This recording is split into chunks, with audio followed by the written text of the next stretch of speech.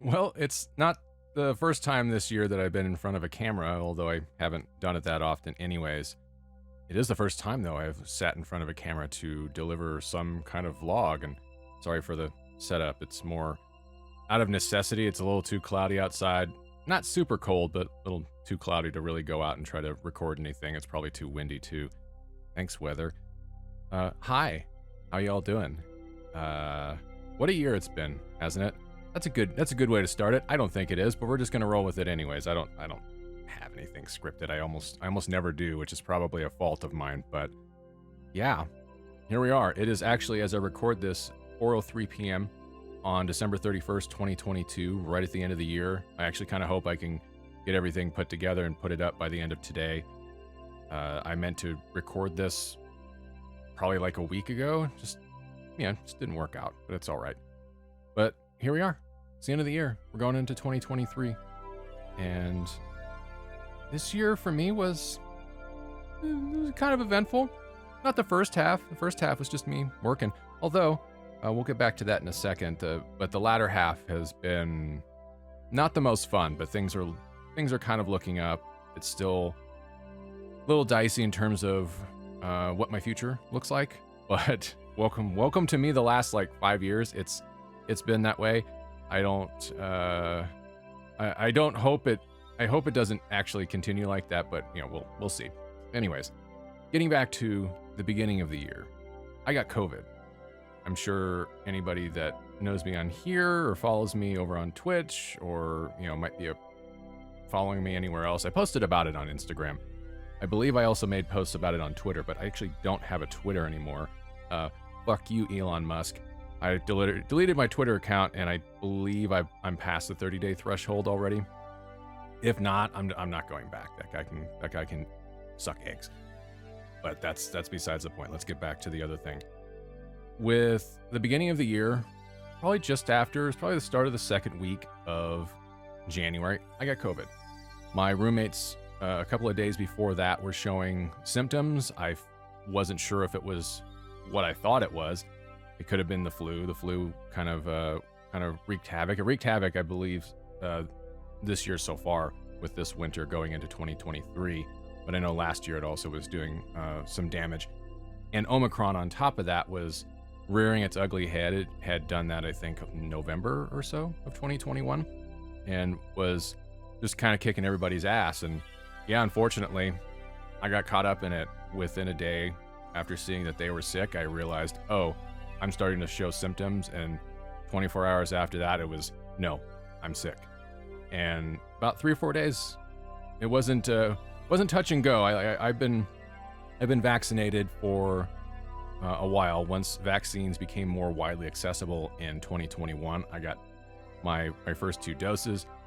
Literally a month before I got sick, I got my booster. So I'm pretty sure, even though they didn't prevent me from getting sick, it prevented me from really having to deal with a really bad time having to go to the hospital. So I'm thankful for that. Yeah, 3-4 days of just feeling like shit. It did a good number on my sinuses. That was probably the worst of it. It dried them out. It just completely destroyed them. I lost my sense of smell for probably like a month or so. Everything's back on that. I felt a little iffy. I don't know if I had any real long COVID symptoms, but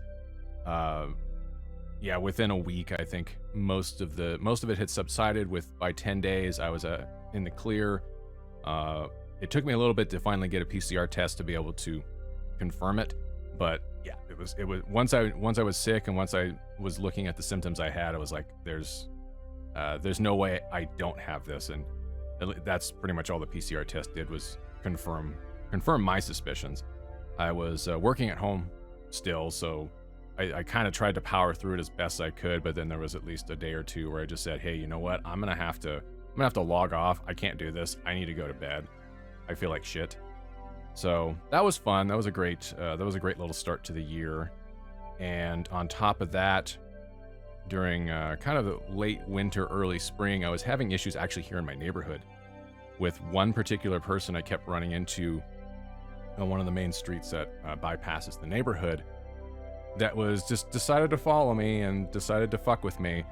And that's something that I'm still very much on the lookout for it. Like it is unfortunately really ruined for a while my ability to walk through my neighborhood, or to walk over to the wetlands and hike through there, because I was always afraid of somebody that was just going to try to mess with me. Because it was one day walking to 7-Eleven, and I walked around this person, and I got maybe about another half mile down the road, and they came running across the street from the other side, and I was like, holy shit, they followed me down here, and I didn't know what I was going to have to do. And it put me on edge. Like I'll be honest, I started carrying a pocket knife just in case. No one else has messed with me, and I literally have not seen this person. They messed with me maybe 3 times between February and May. Last time I saw him was in May, and it was enough to spook me, and I was just like, all right, I can't deal with this. But that's kind of a bad part about my neighborhood in general, because we're near a major road, and we're near a wash, so which ends up being a place that a number of just homeless people have to camp out. And for the most part, I never had any problems except for this one guy. So that was fun, and that kind of ruined my summer for a little bit, because it's hot. I can't get out of the house. I want to go walk. I'm afraid of this. Just nasty stuff. But the bigger thing on top of that, starting in May and then leading up to July, work was fine. And then in May, they laid off like 10% of their North American employee base, and kind of sent the rest of the company going, okay, what the hell just happened? Where did this come from? And it made a lot of people unhappy. A lot of people took severances on the way out. I lost like a quarter of my team right then and there. One guy was fired literally in our Zoom call in the morning. His stuff got locked out, and he's like, I can't get back in. What's up? And it's like, oh shit. Okay. And then on top of that, they started forcing people to come back into office. Initially hybrid, then later on they were going into full return to office with no work from home. And I was a very vocal opponent of that. Not, walking around or hopping into somebody else's Slack channel or into their Zoom call and go, hey, fuck you. Work from office sucks. It does, but hey, I was at least vocal about it to, my team leadership. I told them, if anybody above you has any questions about that, don't hide it. Just tell them. I think they deserve to know, and they have a problem with me. We can talk about it. We can set up some time, and I can let them know. I'm like, I don't see the point of coming into office. I don't see the point. And for me, with where they had their office space set up at, it's a 2.5 hour trip by bus, each way. Why would I spend 5 hours of my time going to an office to do the same job I was literally doing here at home? It just didn't make any sense. So as they've started letting more and more people go, I eventually, as you would suspect by now, managed to get the axe put to me on July 22nd. They called me in just before the end of my shift and said, hey, we're letting you go. They cited performance reasons, which I knew was bullshit, and my manager confirmed as such when I talked to them afterwards. When they were not on the call, they were actually out of town and on PTO. They weren't even in the office. Their boss, who was in charge of our team at that time, was not the person on that call either. It was somebody else that used to be in charge of our team, but it was somebody who was acutely aware that I was not happy there, and I was looking for other work. So yeah, that was it. They just said, see you later. Here's a severance package, which, I don't think they fire people and then give them severance packages if they were fired over performance reasons. Does it work that way? Leave a comment. I don't know. So that started the next 6 months, where I waited almost 5 for the state of Nevada to look at my unemployment claim and actually finally approve it and pay me. And I was getting no money during that time. I'm gonna take a drink real quick. Hey, you guys got some coffee on? I got some coffee. Told you it was off the cuff. This is good coffee though.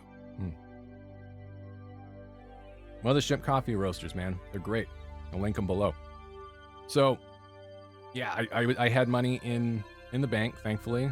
Stuff that was left over from COVID lockdown and CARES Act stuff that thankfully at that time, if I had not started working, was going to help sustain me. That money just never went anywhere. So I said, okay, I'll wait it out. And eventually by, mid-December, it finally did work itself out. And all of that was over me just filing too early, but thankfully it got taken care of. And in that meantime, obviously filing every week and looking for work. And I had some pretty good hits during August. And then by September, it all kind of dried out. And even going into this December, things were kind of looking okay. But the last place I talked to was not forthcoming about what the salary range looked like. And they flat out said, no, you're a contractor, so we're just not giving you benefits. Every other position they had, benefits. This one, no. I told them as such. I was like, that's an issue. So if we talk about this again, no, it's a concern, and know that I'm not particularly pleased with it. So I think all in all, that's all the bad stuff. So we got that out of the way. Get all the bad stuff out of the way. Good stuff.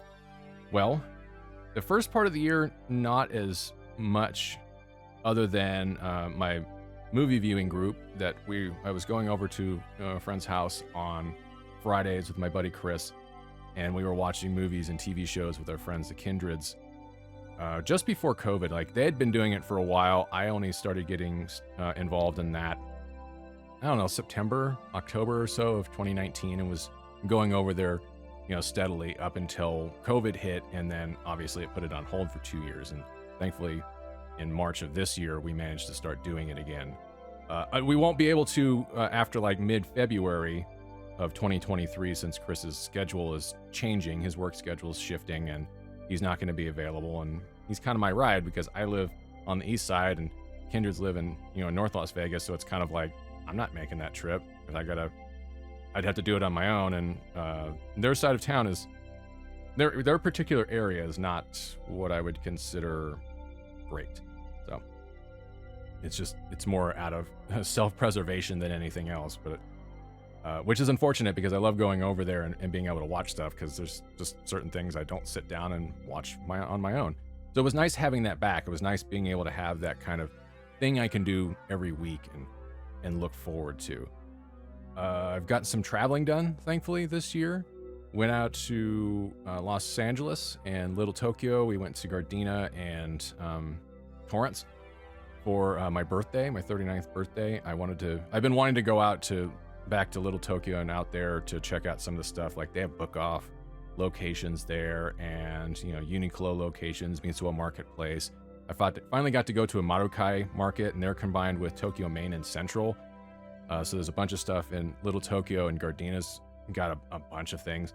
It was just kind of nice because I've missed Japan so much, and I only have so many things out here. If you go into Southern California, there's a ton more that you can go see and do. And Tokyo Main and Central and Marukai are amazing supermarkets that have a ton of stuff. And they're owned by Don Quixote, so you can go in there and get all kinds of things and lots of different snacks and pre-made foods and just more stuff than I've ever seen at any of the places here in Las Vegas. So it was fun to be able to take a day trip. I probably should have made it like 2 days. I was being cheap. I didn't want to get an Airbnb, but it was fun to be able to go out there and be able to do stuff. A month after that, I went out to Phoenix, Arizona for the first time in probably 25 years or so. My friend Kayla's wedding was happening then. It was good to see her, since it's been probably 4 years or so, ever since they used to work with me at 2K. I haven't seen them since they moved. We've kept in contact, and they invited me to the wedding that was originally supposed to happen in October 2020. That didn't happen, obviously, at least with the big ceremony, but they did reschedule it, and they had a bunch of other people out to join them on that. And it was great to see other X2K people. Anybody that I knew that I worked with there no longer works there. Like, one person did, and they're just like, I'll shit talk him, it's fine. It was nice to be able to commiserate with them, because one person had been a lead of mine. They made it up to manager before they finally left, and they said, I can't do this anymore. And it was nice to have conversations where I finally realized I'm not crazy this place just sucked and it fucking beat the shit out of us and it didn't treat us very well.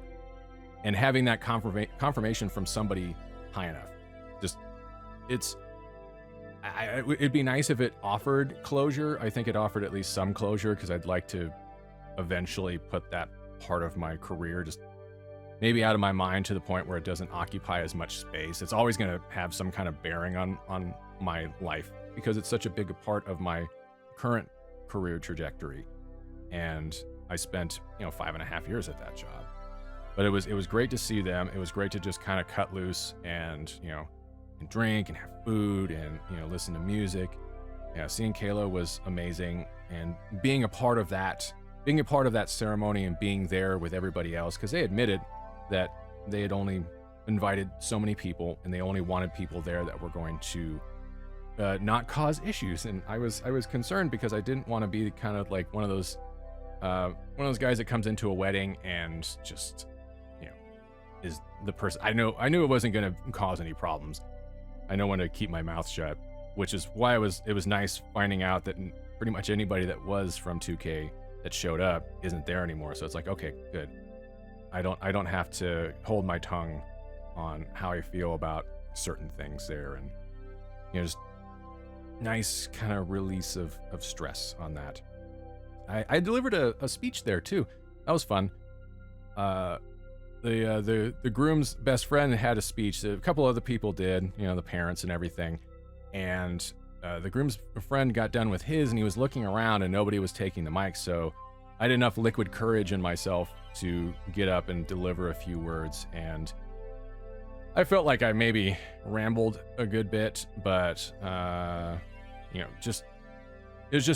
had to bring to mind, it's like, hey, the fact that we met this long ago and we were just usually, having coffee and tea and hanging out together in the mornings before the work shift started, and became friends that way. Who would have thought, that many years later, that we'd be here, that I'd be here, as part of this ceremony, and being here to celebrate this with you, and, and thanking them and just wishing them the best of luck. And I was the last speech, and, she gave me a great big hug afterwards, and that made me feel like, okay, I think I did a good thing. So it was nice. It was, I didn't get to see much of Phoenix. I got to go to, the Herd Museum, and I got to check out part of downtown. There's a couple good cafes down there, and I put up a video from the Peace Park, the Japanese, or the Friendship Park, that's what it is. That was like, I don't know, maybe a quarter mile from my Airbnb, and I managed to do that and hit up a museum and go to a Whataburger, because Phoenix has Whataburger. Get all that done before I zoomed back to the airport and came back home for about a day and a half, and then went to went to Denver. 16 days, I think. So my friends out there invited me. I went and seen them last year in November, and this year they're like, hey, we're leaving for 2 weeks, and we don't want to have to split up the cats. We'll pay for your flight, and there'll be a house full of food, and you have pretty much everything you need, as well as, being able, all the stuff that's just within their general area. It's like, do you want to come out and do that? And I said, absolutely yes, let's get it done. And yeah, I spent just over 2 weeks there, and it was wonderful. It snowed like twice.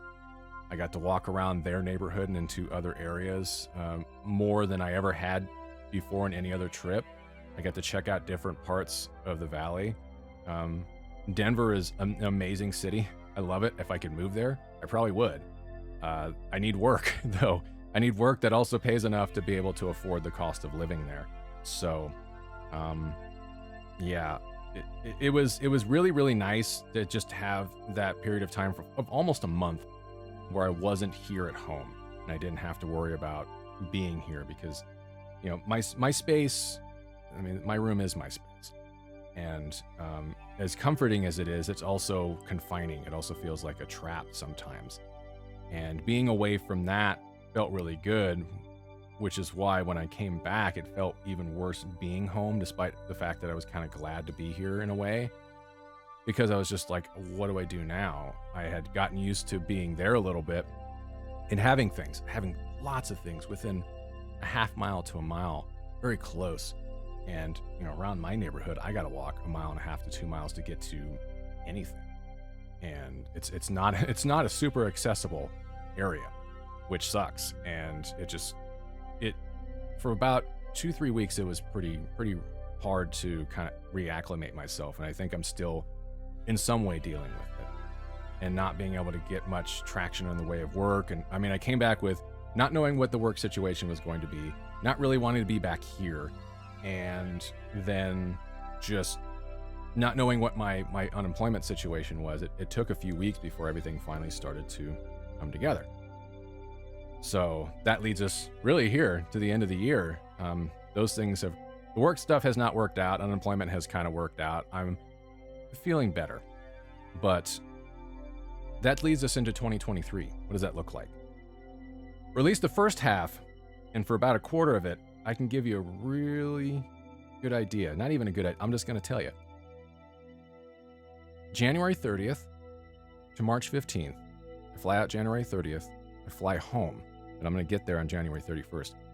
I'm going back to Japan. That's good! This is something I've wanted to do for obviously 3 years, almost 3.5 years now. Especially since COVID started, and in that first year anniversary coming along to, August 2020, where I was like, it's only been a year. And I mean, 2020 was the longest year probably of most of our lives. I've just been wanting to go back, and I've had the money earmarked for pretty much this whole time. It's been there, and it's been easier to kind of put stuff away for it. I was not sure I wanted to do it because if I wasn't going to get unemployment, I may actually need that money at some point.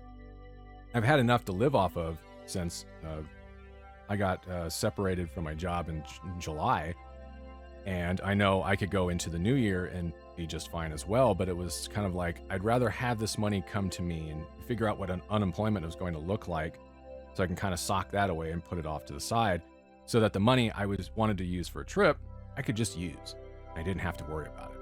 And if I got the time and I got the ability to do it, I might as well, right? It still feels kind of crazy. It's something that I have hesitated to tell a lot of people about. I think it's also kind of affected my trip planning, even though that's already affected by, I kind of gave myself like a month. I didn't really like lock this in until just before Christmas.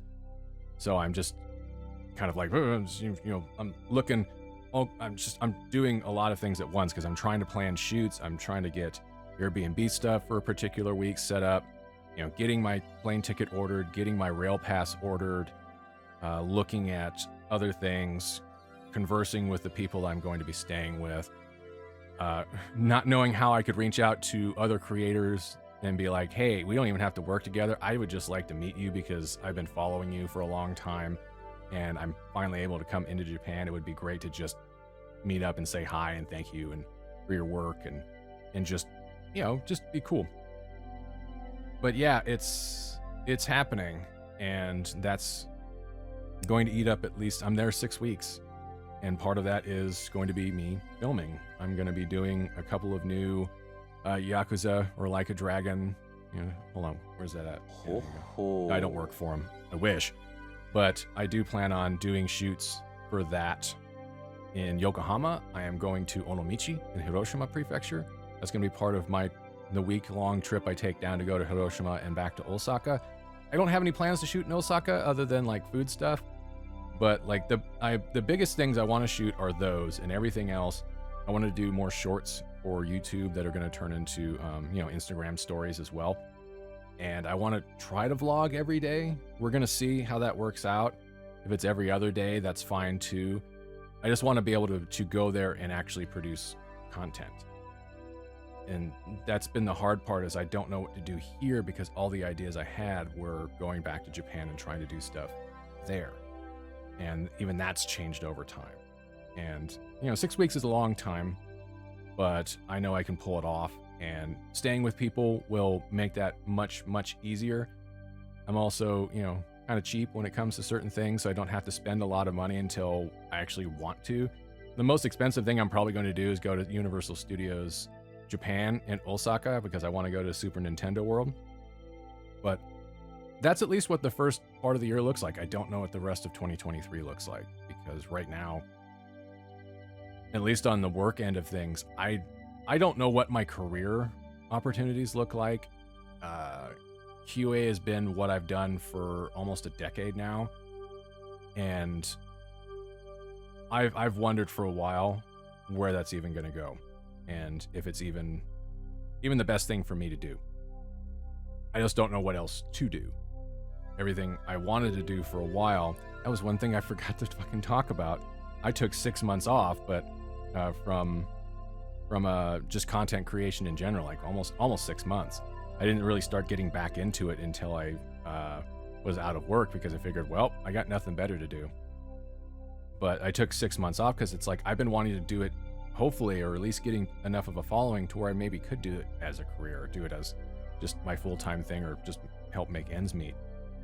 And it was very frustrating, and I had to take time off to figure out what the hell to do with it, and to figure out if I really wanted to keep doing it. And I honestly thought I was done. And you know, I'm back now. I'm trying to do stuff.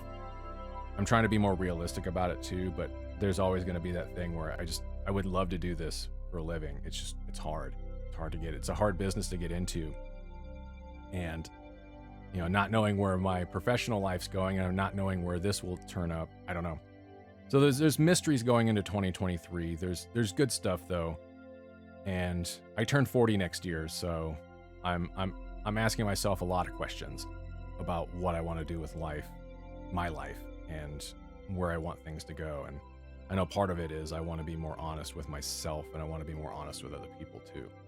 So how to do that without being a complete asshole to myself or others, we'll figure it out. But you know, it's definitely going to be soul searching in the new year, and there's going to be some work on there. I don't know where else I want to travel. Hopefully I'll go back to Denver and be able to explore that more. I would love to go to different parts of the country. I need to go up to the Portland, Oregon, and Vancouver, Washington area pretty soon. I haven't seen my mom in, ooh, wow, about as long as it's been since I've been to Japan. So I need to go up there and visit her, and that'd be a good idea to go not in winter, but I need to go up there, and that'd be a good opportunity to hopefully explore around there a little bit while I'm paying them a visit. I got other family up there too. Anyways, we've reached a half hour. I am rambling. That's pretty much 2022 in a nutshell. 2023 is going to start out big time. I got still a lot of planning to do for what I want to shoot while I'm there, and I'm working on that, trying to do fact finding. We're going to get there, but look forward to that. Those videos probably won't hit until like April, but because I won't be able to edit anything until I come back in March. But I will try to get to work on those post haste. But there will be other stuff in the meantime. You know, obviously I said stories on Instagram, shorts on YouTube, here on YouTube, as well as trying to do just video vlogs like this. I'll have my phone with me, other cameras, and just film them, and we'll go from there, and hopefully have some fun. Yeah, we'll have some fun. It's Japan. It's always fun. But in any case, that's it for me. That's it for 2022. In some ways, good riddance to it, but in other ways, it's also been, there's been some growth, and there's been some good times. Just, you know, kind of like the last couple years, you try to find whatever bright spots you can in a lot of the darkness. And here's just hoping that we get more light in the new year. And yeah, we'll leave it at that. And until next time that I sit in front of a camera and ramble at you guys, stay safe, stay well. Right now, stay masked up, because, you know, still get sick out there. Watch out for weirdos, as I always say at the end of my streams. And we'll catch you guys next time. Until I see you again, take care. Bye-bye.